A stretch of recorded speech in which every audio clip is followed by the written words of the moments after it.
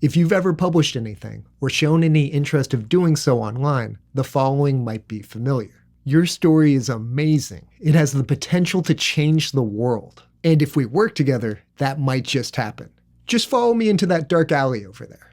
The reason that sounds too good to be true is because it is. It's a scam. When everyone's digging for gold, there's money to be made selling picks and shovels. Indie publishing is no exception. There's a huge industry built around author services. Many are legitimate, but there's a dark side, scammers. Let's take a look at the most common schemes and learn how to recognize them. I hate that we live in a world where people would target writers who tend to be both financially and emotionally vulnerable. It's hard enough to build the courage necessary to write a story, let alone believe in it afterwards. That's what makes authors such easy marks. There's countless variations of scams, but at the center, there's almost always an emotional appeal. Your work is special, and I believe in it. Just send me some money, and we'll make a big hit together. That's the first sign that something's awry. If someone believes in you, why are you paying them? Shouldn't it be the other way around? Vanity publishing is when an author pays for book-related services, often package deals. There's a time and a place for that, but most authors aren't trying to pay people so that others can read their book. They want to be paid for that privilege. So an entity that's posing as a legitimate publisher but really is a vanity press is a real problem. They can rope you into escalating fees. Let's get into some examples. Kelly McDaniel mentions that your inbox is going to be flooded with fake offers. Whether it's book club scams, review packages, or podcast appearances, all of these are illegitimate. These are not things you want to pay for. And at the core of it, you're being emotionally manipulated. Like I mentioned earlier, scammers know that authors are especially vulnerable to this form of attack. They'll play on your hope, you're going to be a star, kid. Urgency, act now or you'll regret it later. Fear, we don't want to close your account, but we'll have to if you don't do blah, blah, blah. And confusion. Here's all this complicated data. Don't worry, we can help you figure it out. You want to keep an eye out for over-the-top flattery. It tends to be vague, like, you've written a powerful, important book. Oh, really? Tell me more. We hand-selected your novel for our community. Why? You're a finalist for our award, but I didn't even sign up. Urgency is another way to pressure you into lowering your guard. Whether it's an arbitrary timeline, a threat to your account, or a rush to pay with some threat of consequences. Red flags for confusion-based tactics are vague but authoritative language, email addresses that don't match the claimed organization, and phishing attempts trying to get at your personal information or access to your accounts. With all of these, whether they're leveraging flattery, urgency, or confusion, take a moment to step back and try to gain some perspective. Book club scams will start out with a lot of flattery and lead to an unexpected fee. So how can you protect yourself? Never pay to participate, search the group's name outside of the email, and ask for a video call. Most scammers aren't going to want to do that, and if they do, ask them to put their hand in front of their face. Apparently that messes with AI filters. Sorry, this is actually me. Review package scams often try to charge you for the reviews, which is against terms of service and can get your account banned. Much like with book club access, never pay for reviews. Providing free copies of your book is more than enough. Take a close look at websites to see if AI or stock images are used. Some scams are sophisticated. Their website might be very polished. And ultimately, any legitimate review outlet is not going to charge you. Fake reader communities, often on Discord, follow a similar pattern. Everything looks good on the surface, but doesn't hold up to scrutiny. Make sure to corroborate the community, and your guard should go up if it's an unsolicited invitation. That said, don't set your walls too high. I've been invited to join some wonderful Discord communities. Just do your due diligence. Luckily, Tambi has my back. Don't you, Tambi? Good girl. Paid visibility audits and fake marketing services are another one.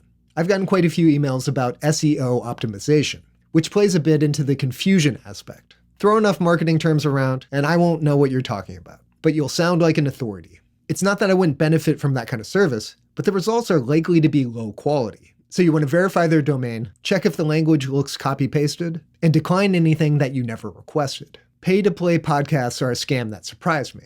No legitimate podcast is going to charge you for an appearance. Author and publisher impersonation scams are another big one. They play on your hopes and dreams that an author you love believes in your book, but you just have to pay a little bit of money first. What's tricky here is the real person or publisher will have a web presence, so make sure that the email is coming from that official address. The scammers will often try to get you to use some other channel of communication. Fake awards are a lot like podcast appearances. You shouldn't be paying for a prize, especially if you didn't sign up for it. This article mentions a few other scams, and I think this articulates what I was trying to express earlier. Most indie authors are also navigating a steep learning curve. Between writing, publishing, marketing, and understanding the business side, there's a lot to master.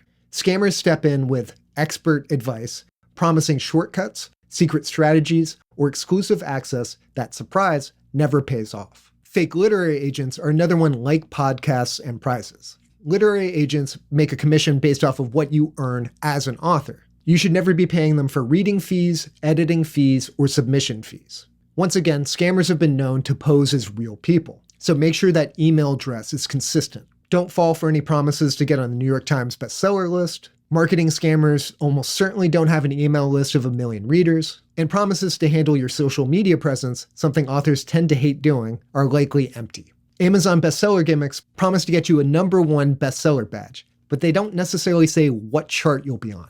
These scams game obscure categories, so technically, your book might be #1 on some random chart for 5 minutes. Ghostwriter and editor packages are another potential scam, these days with AI assistants. So you really want to cross-reference anyone you hire. Moving on, let's say you have suspicions that something's a scam. How do you prove it? Angela Hoy offers these 11 steps. 1. They have a fake or stolen book cover on their website. They have a fake US address, or maybe their phone number shifts around depending what site you look at. 3. That phone number is shared by many websites. 4. They offer premium services for bargain basement prices. 5. Their website has a chat box that instantly pops up. 6. Syntax errors in their ads, website, or testimonials. 7. They have major media and publishing industry logos on their website in a horizontal line and logos for awards they've never won, often before the website existed. 8. They have fake author testimonials that don't have the author's full name, their book title, or a link. You can spot these with fake author photos using stock images. 9. They have way too many 5-star reviews on Trustpilot. I don't even know what that is, but now I don't trust it. 10. They claim to pay 100% royalties. Too good to be true. And finally, 11. Blatant trademark infringement, lies about being #1 anything in the industry, and the use of celebrity authors and/or book covers. It's important to note that not all scammers are doing all of these things, but many are doing several at the same time. Angela Hoy will even help you check if you're not sure. You just have to send her the URL. And because she's not a scammer, she's not going to charge you for this service. Anyone pretending to be Angela charging for this service is some kind of scam inception. They've also compiled a huge list of scammers, which I'll show later. So how do you find a fake book cover? Fake covers often don't have an author's name on them. To cross-reference, search the exact title and author name on Amazon. If you keep looking down further on that page, you'll find the listed publisher. Make sure it matches. Another way to check is seeing when the website was created. You can do so with this link. I'll include it in the description. Apparently a lot of scammers register in Iceland, so keep an eye out for that. With fake addresses, check if it's a private home or apartment. If an office building is listed, check their registry. You can even call another business to check. Scammers will use virtual offices to pretend they exist at a physical location.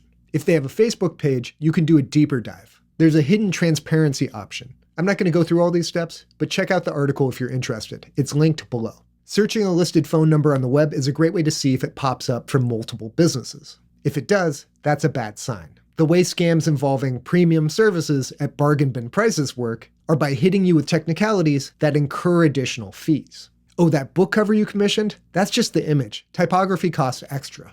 Wait, you wanted your book formatted? That's a lot more. Yeah, and about that marketing we promised? That's a premium package. The whole point is to rope you into a sunken cost fallacy. I've already spent this much money. If I spend a little more, I'll get the results I hope for. Don't fall for it.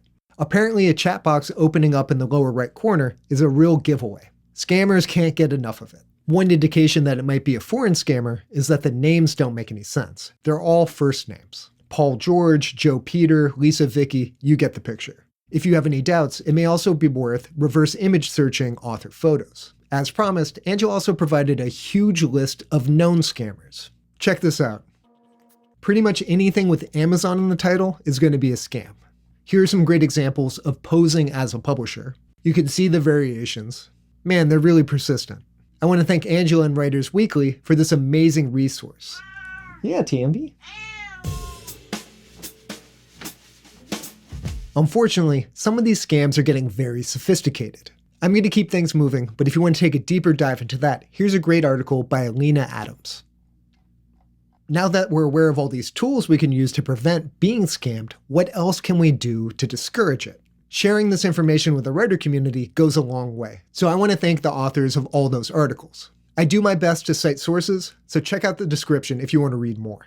Reddit, Discord, and other forums are a great place to broadcast awareness of scams. Here's one example of a book cover artist being impersonated. The Wayfinder hired an artist off of Fiverr, and then a week later got a Discord message claiming to be that artist. When the author mentioned this on Fiverr, the artist mentioned that he never communicates outside of the platform, so this was a scammer. It can be embarrassing to get scammed by someone, but don't let that outweigh helping other people to avoid that same experience. Name and shame. And here's an example from the Royal Road forums. Anyone who spent any amount of time posting on the site has seen a message like this. I read your story and loved it. It has all the ingredients of a hit visual series. We've worked on several adaptations, and we have some specific ideas in mind that could really make your story stand out. We have a lot of creative directions in mind for your plot, so please reach out to us at delissabrook31@gmail.com. Don't do that. Don't reach out to Delissa. We are eager to hear from you soon so we can share our portfolio and show you what we can bring to the table. If we reference that chart of emotional manipulation, this one's preying on your hope and urgency. And speaking of urgent hope, how is my fiction doing? Just fine. It's holding steady. I'm about a third of the way through serializing my third book, and I think I need to make one more big marketing push.